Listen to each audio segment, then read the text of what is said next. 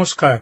আজকে এই কিছু আগে পাওয়ার খবর, যা একটু আগে একটুখানি বলেছি, সেটা হচ্ছে ইনকিলাব মঞ্চের উপরে ঝাঁপিয়ে পড়েছে পুলিশ বাহিনী, প্রতিরক্ষা বাহিনী, এবং সঙ্গে তাদের থেকে বেশিভাবে ছুটে এসছে জামাতের ছাত্র শিবিরের লোকজন। ইতিমধ্যে যমুনার ওখানে মারামারি শুরু হয়ে গেছে এবং রীতিমতো সেখানে সংঘর্ষ চলছে।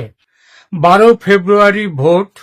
জনমনে প্রচুর সন্দেহ এই ভোট আদৌ হবে কি না, কিংবা হলেও কি রকম হবে, সেটা অহিংস না সহিংস, সফল না ব্যর্থ, এইসব নানা বিষয় নিয়ে জনমনে ব্যাপক প্রশ্ন। এই পরিস্থিতিতে ভোট হওয়া নিয়ে একটা বড় প্রশ্ন নতুন করে তুলে দিয়েছে নিহত ওসমান হাদির ইনকিলাব মঞ্চ। আপনাদের হয়তো মনে আছে, নিশ্চয়ই মনে আছে, 12ই ডিসেম্বর হাদি আততায়ীর দ্বারা আক্রান্ত হওয়ার প্রায় সঙ্গে সঙ্গে হাদির সংগঠন ইনকিলাব মঞ্চ তারা দাবি করেছিল হাদি হত্যায় জড়িত আওয়ামী লীগ এবং আততায়ী ভারতে পালিয়ে গেছে। এরপর 18ই ফেব্রুয়ারি সিঙ্গাপুরে হাদির মৃত্যু হয়। ইতিমধ্যে তার দল ইনকিলাব মঞ্চ সরকারকে আলটিমেটাম দিয়েছিল যে 24 দিনের মধ্যে হাদি হত্যার বিচার শেষ করতে হবে, নইলে দেশে নির্বাচন হতে দেয়া হবে না। সেই সময়সীমা শেষ হয়েছে। খুনির বিচার হওয়া দূরের কথা, পুলিশের চার্জশিট এখনো ঠিকমতো জমা পড়েনি। একটি চার্জশিট পুলিশ অবশ্য জমা করেছিল, তবে ইনকিলাব মঞ্চ সেটা গ্রহণ করেনি। তাদের বক্তব্য, আসল খুনিকে ও খুনের পরিকল্পনা যারা করেছে তাদের আড়ালে রেখে পুলিশ এই চার্জশিট দিয়েছে। এটা তারা মানছে না, মানবেও না। পরবর্তী চার্জশিট এখনো তৈরি হয়নি পুলিশের। এমন পরিস্থিতিতে যখন মিডিয়া এবং সরকারের নজর কেন্দ্রীভূত 12ই ফেব্রুয়ারি নির্বাচনের ওপর, যখন পাবলিক অ্যাটেনশন থেকে ওসমান হাদি প্রায় অদৃশ্য হয়ে গেছে, তখন গতকাল 5 জানুয়ারিতে ইনকিলাব মঞ্চ হাদিকে নিয়ে নেমে পড়ল বিক্ষোভে। গতকাল থেকে ইনকিলাব মঞ্চের নেতৃবৃন্দ এবং ওসমান হাদির স্ত্রী ফাতিমা তাসলিম জুমা, তিনি প্রধান উপদেষ্টার বাসভবন যমুনার সামনে অবস্থান ধর্মঘট শুরু করেছেন। তাদের দাবি, পুলিশের তদন্তে তারা সন্তুষ্ট নন এবং তারা সরাসরি প্রধান উপদেষ্টার সঙ্গে কথা বলতে চান। তাদের প্রধান দাবি হলো, আন্দোলনকারীরা এখন আর কেবল ঘরোয়া তদন্তের ওপর আস্থা রাখতে পারছেন না। তাদের বর্তমান দাবি হলো হত্যাকাণ্ডের নিরপেক্ষ তদন্তে জাতিসংঘের সরাসরি হস্তক্ষেপ চাই। দ্বিতীয়ত, পুলিশের জমা দেওয়া চার্জশিট তারা প্রত্যাখ্যান করেছে, যেহেতু তারা মনে করে এতে রাঘব বোয়ালদের আড়াল করা হয়েছে। এর অর্থ রাঘব বোয়ালরা আছেন তাহলে। তৃতীয়ত, হত্যাকাণ্ডের নেপথ্য পরিকল্পনাকারীদের দ্রুত চিহ্নিত করে গ্রেপ্তার করতে হবে। কেন এই কৌশল পরিবর্তন করলো হঠাৎই এই ইনকিলাব মঞ্চ? রাজনৈতিক বিশ্লেষকদের মতে, নির্বাচন বন্ধ করা যত না, তার চেয়ে বিচারের প্রক্রিয়াকে আন্তর্জাতিকভাবে নিশ্চিত করা তাদের কাছে এখন বেশি বাস্তবসম্মত মনে হচ্ছে। প্রথমে তারা বলেছিল নির্বাচন বন্ধ করে দেব যদি না এর মধ্যে খুনিদের ধরা হয়, ইত্যাদি ইত্যাদি। ইনকিলাব মঞ্চের সদস্য সচিব আব্দুল্লাহ আল জাবের তিনি জানিয়েছেন যে জাতিসংঘের অধীনে তদন্তের ঘোষণা না আসা পর্যন্ত তারা যমুনার সামনে থেকে সরবেন না। তারা যমুনার সামনে বসে গেছেন অবস্থান বিক্ষোভে। বর্তমান পরিস্থিতি কি রকম? আজ 6 ফেব্রুয়ারি সকালেও এবং আজকেও এই মুহূর্তে খবর পাওয়া গেল যে যমুনা ভবনের আশেপাশে কড়া নিরাপত্তা ও পুলিশের বেষ্টনীতে সকাল থেকে ছিল এবং আন্দোলনকারীরা সাফ জানিয়ে দিয়েছিল যে প্রশাসনের কোনো আশ্বাস নয়, বরং দৃশ্যমান কোনো অগ্রগতি না দেখা পর্যন্ত তারা এক চুলও নড়বেন না। সরকার যদি দ্রুত কোনো সুনির্দিষ্ট সমাধান না দেন, তবে নির্বাচনের আগ মুহূর্তে এই আন্দোলন বড় ধরনের গণজমায়েতে রূপ নিতে পারে বলে তারা হুঁশিয়ারি দিয়েছে। এবং সর্বশেষ পাওয়া খবরে জানা যাচ্ছে যে সেখানে পুলিশের সাথে ইউনূস বাহিনীর সাথে মানে পুলিশের সাথে সাথে শোনা যাচ্ছে যে জামাতেরও তারা ছাত্র শিবিরের লোকজন সেখানে চলে গেছে, তারা লাঠি সোঁটা নিয়ে গেছে এবং তাদের সাথে ওখানে লড়াই শুরু হয়ে গেছে। এটা গত রাতে যদিও সরকার সিদ্ধান্ত নিয়েছে রাষ্ট্রসংঘকে তাদের দায়িত্ব দেওয়ার অনুরোধ জানানো হবে, তবে সরকারের এই ঘোষণা কিন্তু আন্দোলনকারীদের খুশি করতে পারেনি। ইনকিলাব মঞ্চের সদস্য সচিব আব্দুল্লাহ আল জাবের গতকাল রাতে জানিয়েছিলেন যে যতক্ষণ না সরকার জাতিসংঘকে চিঠি পাঠানোর বিষয়টি যে কোনোভাবে না দৃশ্যমান বা দালিলিক ভাবে নিশ্চিত করছে ততক্ষণ তারা যমুনার সামনে থেকে সরবেন না। আর আজ সকালে সরকারের পক্ষ থেকে জাতিসংঘকে প্রস্তাব দেওয়ার ঘোষণা জানার পর তারা আন্দোলন কিন্তু শিথিল করেনি এবং বিক্ষোভও তারা সেখান থেকে বন্ধ করার ঘোষণা দেয়নি। আন্দোলনকারীদের পক্ষ থেকে জাবের আজ সকালে সাংবাদিকদের জানিয়েছিলেন যে তারা সরকারের ঘোষণাকে স্বাগত জানিয়েছেন, তবে একে কেবল আশ্বাস হিসেবে দেখতে চান না। তারা চাইছেন জাতিসংঘের তদন্ত দল বাংলাদেশে না আসা পর্যন্ত বা এই প্রক্রিয়ার একটা সুনির্দিষ্ট রোডম্যাপ না পাওয়া পর্যন্ত তাদের আন্দোলন অব্যাহত থাকবে।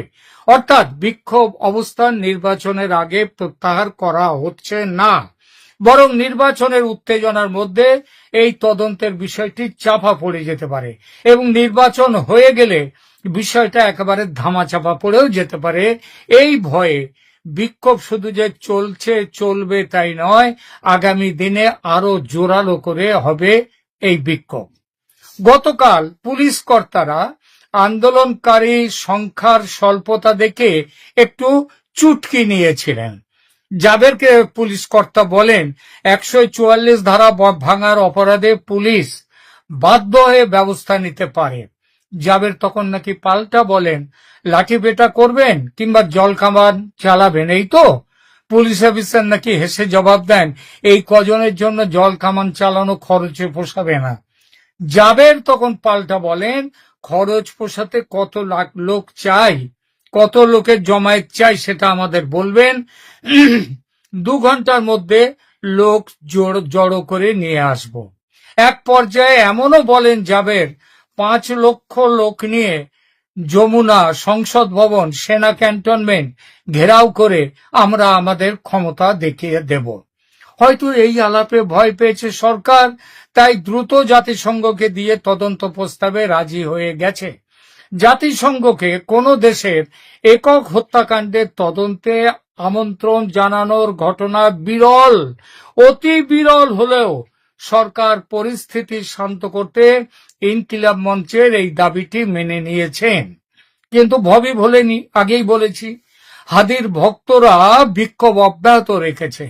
আন্দোলনকারীরা এখন আর কেবল ঘরোয়া তদন্তের উপর আস্থা রাখছেন না, তাদের বর্তমান প্রধান দাবি হত্যাকাণ্ডের নিরপেক্ষ তদন্তে জাতিসংঘের সরাসরি হস্তক্ষেপ। আগেই বলেছি, পুলিশের জমা দেয়া চার্জশিট প্রত্যাখ্যান, যেহেতু তারা মনে করছেন এতে রাঘব বোয়ালদের আড়াল করা হয়েছে, অর্থাৎ এই হত্যাকাণ্ডে দেশের অভ্যন্তরের রাঘব বোয়ালরাই জড়িত, এটা তারা কিন্তু ঘুরিয়ে বলল।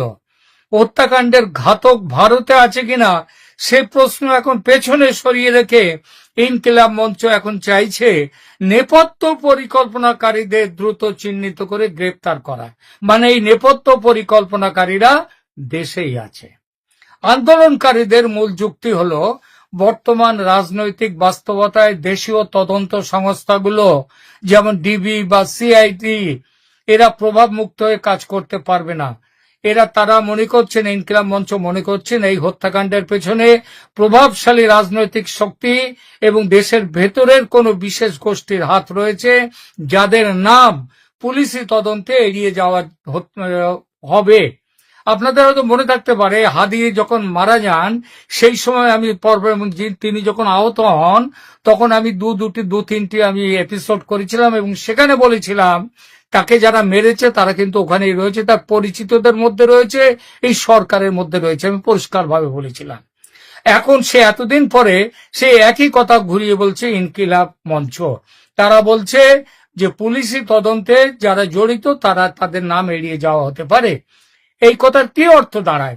আওয়ামী লীগের কেউ জড়িত হলে পুলিশ কেন এড়িয়ে যাবে? পুলিশ তো লাফিয়ে গিয়ে তাকে ধরবে। সুতরাং ইঙ্গিত এই সরকারের মধ্যে থাকা ব্যক্তিদের নিয়ে। একদিকে ইনকিলাব মঞ্চ যখন হাদি হত্যার অভিযোগের তীর ঘুরিয়ে দিয়েছে সরকারের দিকে, সরকারের ভেতরে থাকা মানুষদের দিকে, তখন উল্টো দিকে সরকারের দিক থেকেও অন্য সংকেত আসা শুরু হয়ে গেছে। উঠে আসছে একটি কনস্পিরেসি থিওরি বা ষড়যন্ত্র তত্ত্ব। এ নিয়ে সরাসরি কোনো অকাট্য প্রমাণ কেউ কোথাও দিচ্ছেন না, কিন্তু অন্তর্বর্তীকালীন সরকারের ভেতর এবং বাইরে থাকা বিভিন্ন মহলের সন্দেহ ও প্রাসঙ্গিক কিছু রাজনৈতিক সমীকরণ বলছে ইনকিলাব মঞ্চের পেছনে আছে আওয়ামী লীগ এবং ভারতের গোয়েন্দা সংস্থা র। তারাই নাকি এগিয়ে দিয়েছে ইনকিলাব মঞ্চকে সরকারের বিরুদ্ধে রাস্তায় নামতে। খুব অদ্ভুত লাগছে, তাই না? দেখুন, সন্দেহের এই পটভূমি কেন এই কনস্পিরেসি থিওরি? ইউনূস সরকারের কোন সমর্থক বা গোয়েন্দা সংস্থার, সরকারের গোয়েন্দা সংস্থার মতে এই সন্দেহের পেছনে কিছু যুক্তি কাজ করছে। 12ই ফেব্রুয়ারি 2026-এর নির্বাচনকে ঘিরে যখন দেশ প্রস্তুতি নিচ্ছে, ঠিক সেই মুহূর্তে ইনকিলাব মঞ্চের মতো একটি সংগঠনের যমুনা ঘেরাও কর্মসূচি সরকারকে বড় চাপে ফেলে দিয়েছে। এবং যারা সন্দেহ করছেন যে এর পেছনে ভারত কিংবা রয়ের হাত আছে, তারা মনে করেন যদি এই আন্দোলনের ফলে বড় কোনো সংঘর্ষ ঘটে, তবে সরকার দেশে জরুরি অবস্থা জারি করতে বা নির্বাচন পিছিয়ে দিতে বাধ্য হবে, যা আদতে আওয়ামী লীগের জন্য কৌশলগত সুবিধে বয়ে নিয়ে আসবে। আর আওয়ামী লীগের রাজনৈতিক অবস্থান কি? আওয়ামী লীগ শুরু থেকে এই অন্তর্বর্তীকালীন সরকারকে অবৈধ বলে আসছে। অবৈধ সরকারকে অবৈধ বলাটাই স্বাভাবিক। নির্বাচন ভণ্ডুল হওয়া বা অস্থিতিশীল পরিবেশ তৈরি হওয়া তাদের জন্য পুনরায় রাজনীতিতে ফেরার একটা সুযোগ তৈরি করে দিতে পারে। এবং এবং ভারতের যোগসূত্র নেই গুঞ্জন এ কারণেই। বাংলাদেশের রাজনীতিতে ভারতের গোয়েন্দা সংস্থা রর প্রভাব নিয়ে দীর্ঘদিন, মানে ওই যে আপনারা নিশ্চয়ই বুঝতে পেরেছেন আমি যেটা বলছি, রিসার্চ অ্যান্ড অ্যানালিসিস উইং, তার প্রভাব নিয়ে দীর্ঘদিনের একটা বিতর্ক রয়েছে। যাই কিছু হয়, সব যা কিছু ঘটে গিন্নি বটে, গিন্নি বলেন কেষ্টা বেটাই চোর। তো এখানেও হয়েছে তাই। যাই ঘটুক না বাংলাদেশে, তার পেছনে রয়ের হাত দেখা হয়। বর্তমান প্রেক্ষাপটেও সন্দেহ করা হচ্ছে যে ভারতের স্বার্থে বাংলাদেশে একটি স্থিতিশীল কিন্তু বন্ধুত্বপূর্ণ সরকার প্রয়োজন। যদি বর্তমান সরকার নির্বাচনের মাধ্যমে বড় পরিবর্তনের দিকে যায় এবং সেই যাওয়াটা যদি ভারতের অনুকূলে না হয়, তবে অস্থিতিশীলতা তৈরি করে সেই প্রক্রিয়াকে বিলম্বিত করা বা নিয়ন্ত্রণ করার চেষ্টা ভারতের থাকতেই পারে। আর এই লক্ষ্যগুলোকে সামনে রেখে ইনকিলাব মঞ্চকে নাকি খাড়া করেছে এবং আওয়ামী লীগ। তাদের মতে ইনকিলাব মঞ্চ বর্তমানে চর বা দালালে পরিণত হয়েছে এই আওয়ামী লীগ এবং ভারতে। তবে এখানেও কিছু প্রশ্ন আছে। ইনকিলাব মঞ্চ নিজেই ভারত বিরোধী অবস্থানের জন্য পরিচিত। তারা প্রায়ই ভারতীয় আধিপত্যবাদের বিরুদ্ধে কঠোর বক্তব্য দেয়। তাই তাদের সঙ্গে রয়ের যোগসাজশের তত্ত্বটি কিন্তু খুব একটা মেনে নেওয়া যায় না। একই সঙ্গে আওয়ামী লীগের সঙ্গেও যে ইনকিলাব মঞ্চের ইতিহাসটাও কিন্তু খুব একটা সুবিধের নয়, ভালো নয়। ইনকিলাব মঞ্চ মূলত আওয়ামী লীগ বিরোধী একটা প্ল্যাটফর্ম।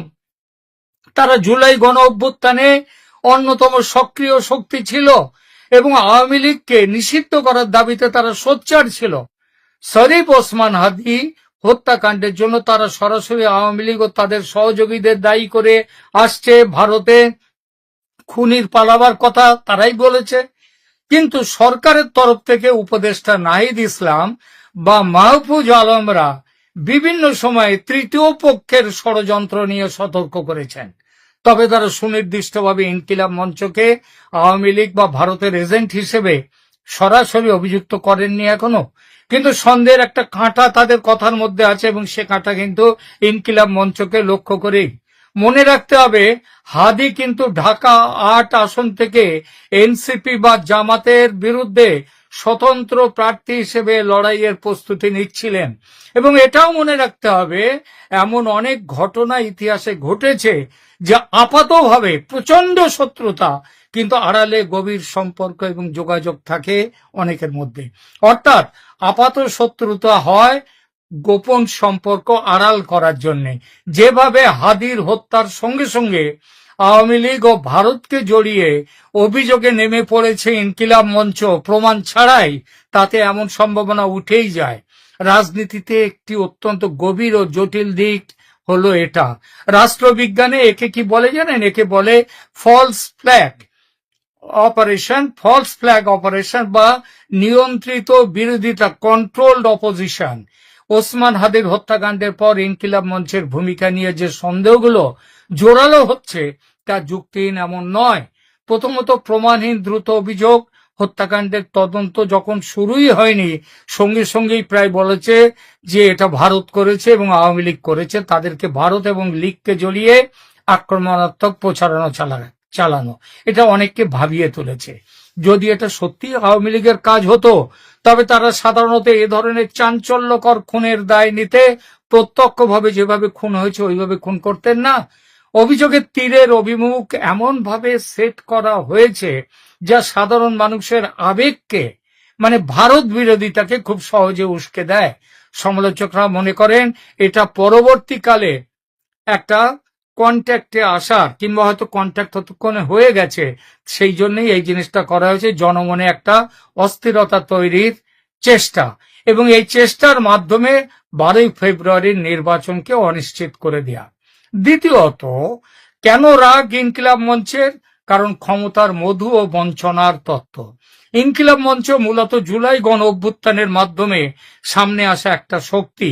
অনেকের মতে গণ অভ্যুত্থানের পর যখন উপদেষ্টা পরিষদে বা রাষ্ট্রীয় নীতি নির্ধারণে ইনকিলাব মঞ্চকে কোনো গুরুত্ব দেয়া হয়নি, তখন থেকেই তাদের মধ্যে ক্ষোভ তৈরি হয়েছে, আর এজন্য তারা নিয়েছে একটা বিপরীতমুখী অবস্থান। সবার আগে বাংলাদেশ বা আধিপত্যবাদ বিরোধিতার নাম দিয়ে তারা এমন এক উগ্র অবস্থান নিচ্ছে যা প্রকারান্তরে ইউনূস সরকারকে অস্থিতিশীল করছে, সরকারকে বিব্রত করতে জাতিসংঘের তদন্ত দাবি করছে। আলোচনা শেষ করি।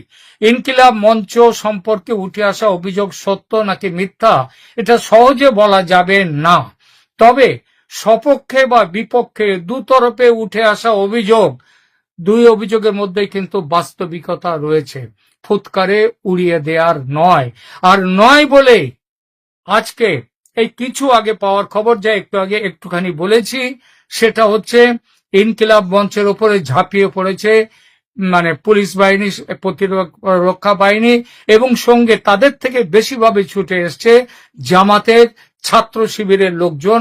ইতিমধ্যে যমুনার ওখানে মারামারি শুরু হয়ে গেছে এবং রীতিমতো সেখানে সংঘর্ষ চলছে। হঠাৎ করে কি এমন হলো যে বাংলাদেশে একেবারে অনেকের সাথে কথা বলেই জানতে পারছি যে আসন্ন 12ই ফেব্রুয়ারি যদি নির্বাচন হয়, সেই নির্বাচনে জামাত সংখ্যাগরিষ্ঠ আসনে জয়লাভ করবে। এবং ইতিমধ্যেই আপনারা শুনেছেন যে একটা সংখ্যা 162 আসনে জামাত এবং তার জোট জয়লাভ করবে। একদম সুপরিকল্পিতভাবে এই 162টাই চালিয়ে দেওয়া হয়েছে।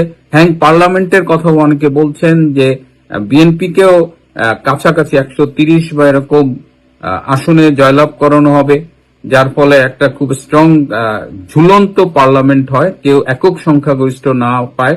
এ ধরনের একটা হাইপোথিসিসও বাজারে আছে। জাতীয় পার্টিকে 15 থেকে 30টার মতো সিট দিয়ে ব্যালেন্সিং জায়গায় রাখা হবে। নানা কথা শোনা হচ্ছে, কিন্তু খুব জোর করে যেটা শোনা হচ্ছে যে জামাতে ইসলাম ক্ষমতায় আসছে।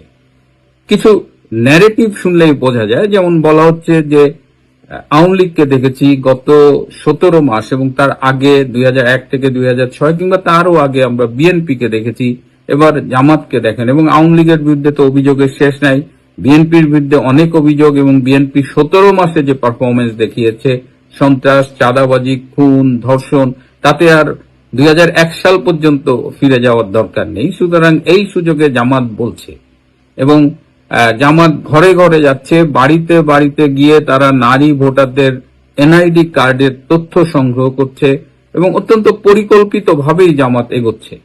আসলেই কি জামাত ক্ষমতায় যাবে? বাংলাদেশে বড় দুটো রাজনৈতিক দল হলো আওয়ামী লীগ এবং বিএনপি, এবং রাজনীতি যে কোনো যদি নির্বাচন হয় সকলের অংশগ্রহণে, তাহলে মূল লড়াইটা হয় আওয়ামী লীগ এবং বিএনপির মধ্যে। এবার যেহেতু আওয়ামী লীগের জয়ে শঙ্কিত হয়ে আওয়ামী লীগকে নির্বাচনী মাঠ থেকে দূরে রাখা হয়েছে, সেহেতু মনে করা হচ্ছে যে বিএনপি একেবারে বিনা বাধায় নির্বাচনে জয়লাভ করবে। এবং বাস্তবতা হলো, যদি আওয়ামী লীগ বাদ দিলাম, বর্তমান অবস্থায় যদি নিরপেক্ষ নির্বাচন হয় তাহলে জামায়াতে ইসলামী আসলে